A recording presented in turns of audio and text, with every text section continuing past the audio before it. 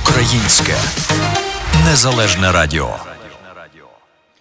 Can the West stop Vladimir Putin from invading Ukraine?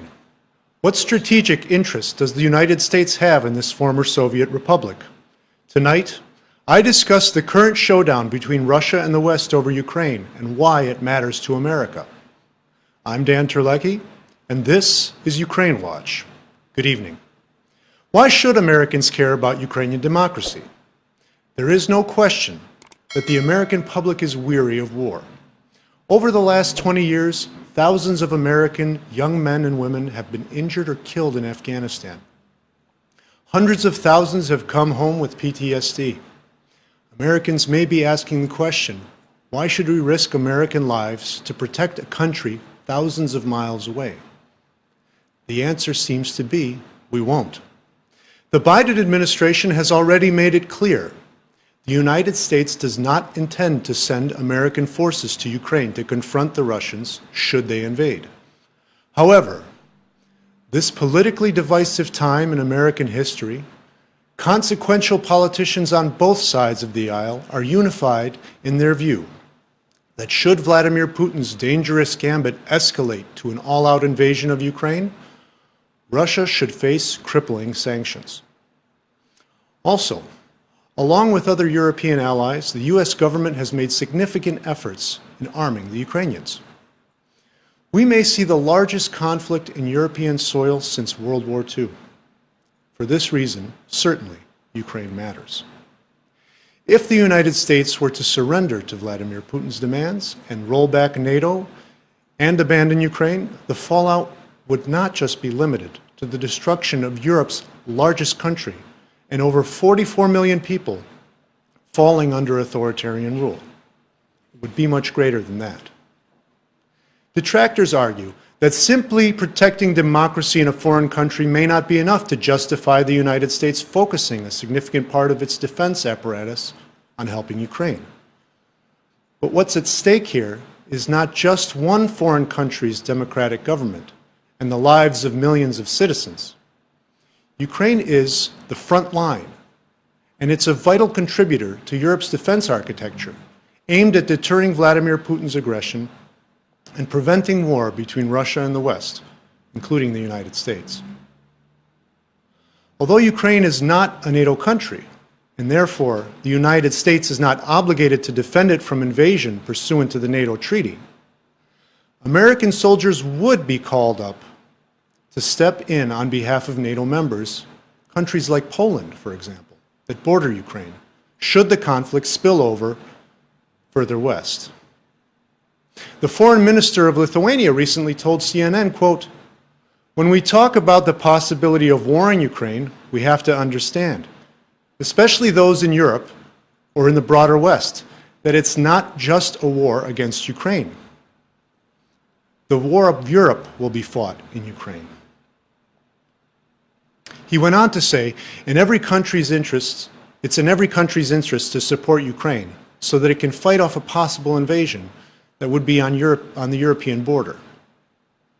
That Russian forces could occupy territory or be engaged in an ongoing conflict right on NATO's border is, of course, a great national security concern for Europe.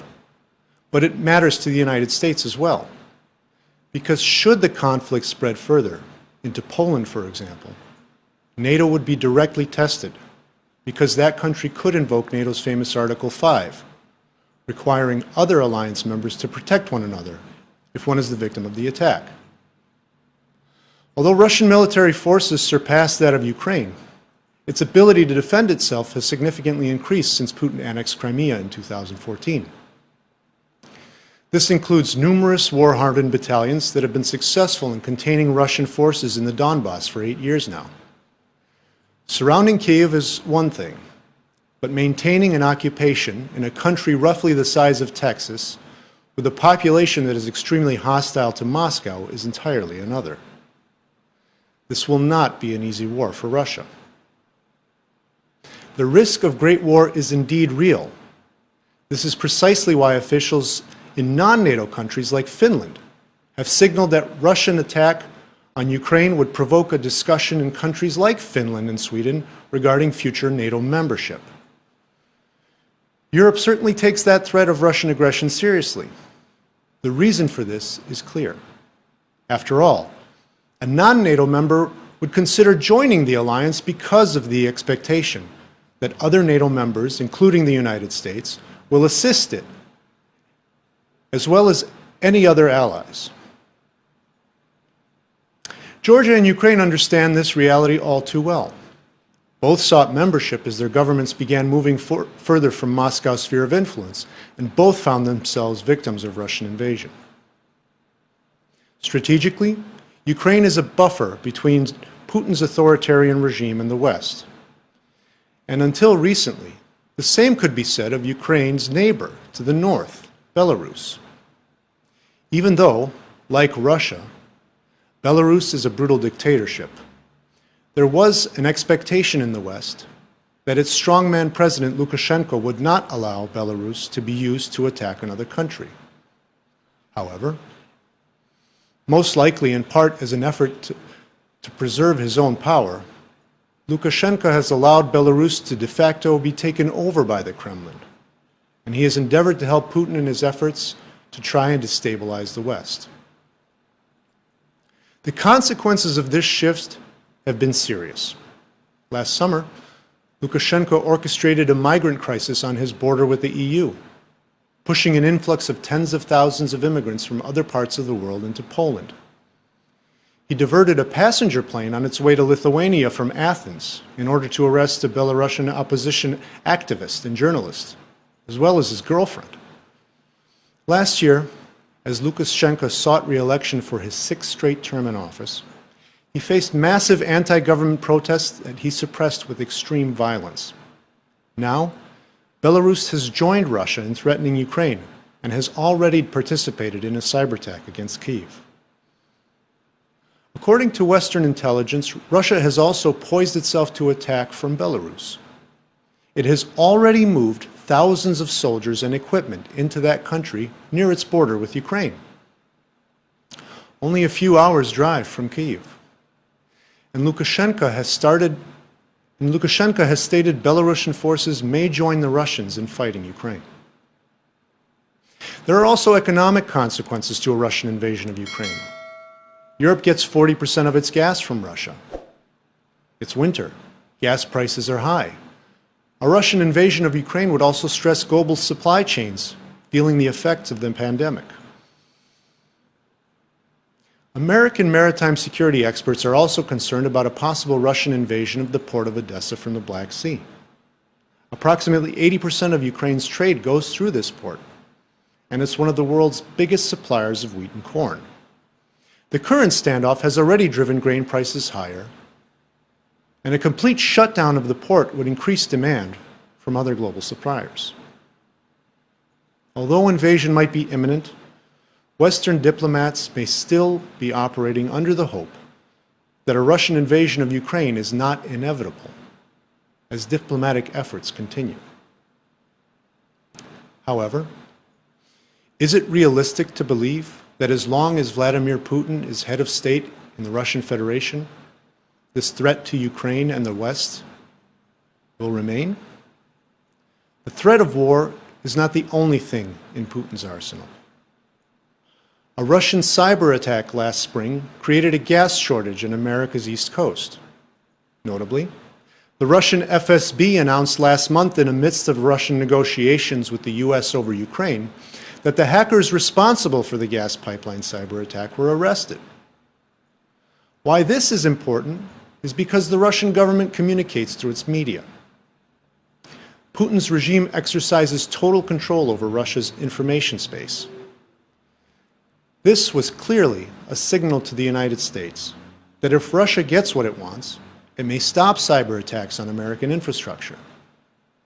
But there's no guarantee that giving in to such blackmail would prevent Russian cyber attacks in the future. After all, a previous Russian cyber attack aimed at Ukraine, seemingly unintentionally, grew out of control and cost American companies enormous sums of money. Again, what's at stake here is not just about Ukraine. Putin sees a free and democratic Ukraine as a threat to his regime. There's no doubt about that. Not because Ukraine or the West might invade Russia. It won't. No country since joining NATO has invaded or taken territory from any of its neighbors. Russia has, twice. Also, Ukraine is a democracy. In the last 30 years since declaring independence from Moscow, Ukrainians have elected 6 presidents in competitive elections. No incumbent president has won re-election in Ukraine except one. Despite all the different types of isms that political scholars have thought up, there are really only 2 types of organizing principles under which to establish a state. A democratic one, where the government derives its authority from the consent of the government, and a dictatorship, where an individual's rights are meaningless. Ukraine and the West clearly fall within the former camp, whereas there is no mistake. Putin's Russia is far from a free society. This is precisely why democracy in Ukraine threatens Putin's regime. Historically, Russians view Ukrainians and Russians as one nation, although that is certainly not the case. When the Soviet Union fell, a majority of Ukrainians in every part of Ukraine voted for independence in a nationwide referendum that also included Crimea. An independent Ukraine undermines Putin's legitimacy because if the Russian people see their neighbor, a fellow Slavic country with a vibrant democracy, integrated with Europe, with a strong market-based economy, Putin's regime, like the Soviet Union before it, could collapse under the weight of its own contradictions. This is most certainly his fear. Mass protests in Ukraine have reformed the government twice since independence. This is the same reason why Putin and Lukashenko brutally repress their domestic opposition, and the same reason why after a recent popular uprising in Kazakhstan, that country's president invited Russian troops into its territory to shut down the protesters. Ukraine, of course, is different, precisely because it is a democracy, even with its corruption problems. After all, the United States has corruption problems too. This doesn't make it any less of a democracy. A stable Ukraine is also vital to European security. This is why, with the notice exception of Germany, which would gain to benefit from the recently completed but not yet operational Nord Stream 2 pipeline that would send Russian gas directly into Europe through the Baltic Sea, bypassing Ukraine, other European allies have been supporting Kyiv with lethal arms. Even Turkey, another NATO member that has joined Europe in this cause. This is also why every American politician of consequence supports NATO, including former President Trump, who near the second half of his tenure said, quote, "NATO serves a great purpose," end quote. This is, after all, the reason it's a deterrent for Russian aggression.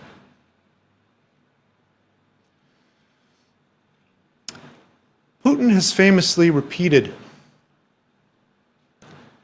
that the dissolution of the Soviet Union was the greatest geopolitical catastrophe of the 20th century. That is nothing compared to what the Russian government is saying now. The leader of Russia's delegations to the Parliamentary Assembly of the Council of Europe, Pyotr Tolstoy, has stated openly that Russia aspires to return its frontiers of 1917. This is a direct challenge to the sovereignty of countries like Poland and Finland, which were then part of the Russian Empire. If Russian diplomats are telling the West they have no intention of invading Ukraine, it's important to note that Putin denied Russian forces invading Crimea were formerly his when he annexed it. Then suddenly he said, of course, they were. One of Putin's closest advisors, Vladislav Surkov, recently published an editorial piece in the Russian press where he wrote, "Russia will expand. not because it is good, not because it is bad, but because it is physics. And Vladimir Putin himself wrote an article and posted it in Ukrainian and English on the Kremlin's website titled, "On the Historical Unity of Russians and Ukrainians." So is there an off-ramp here? For Vladimir Putin, it's total integration of Ukraine and Russia. That's obviously a non-starter. Even if invasion is somehow avoided now, which increasingly seems unlikely, tensions may not end. It's likely that a less costly war for Putin to meet his objectives in Ukraine is to keep the pressure on, but not actually send an occupying force. He may hope to push Ukraine to agree to some type of concessions, or as he's done in the past, and as US and British intelligence have stated, he may try to install a government in Kyiv that's more friendly to Moscow. Of course, any agreement between the United States, Europe, and Russia would necessarily require consent from Ukraine. Whether that includes some type of concessions on Ukraine, NATO integration remains to be seen. Will the West allow the reascent of authoritarian rulers who would deny people their basic human freedoms? Or will the United States and Europe stand against this totalitarian threat and demand to live in a world where liberty and the rule of law prevail? Thank you for joining me tonight. I'm Dan Terletskyy, and this is Ukraine Watch. Українське незалежне радіо.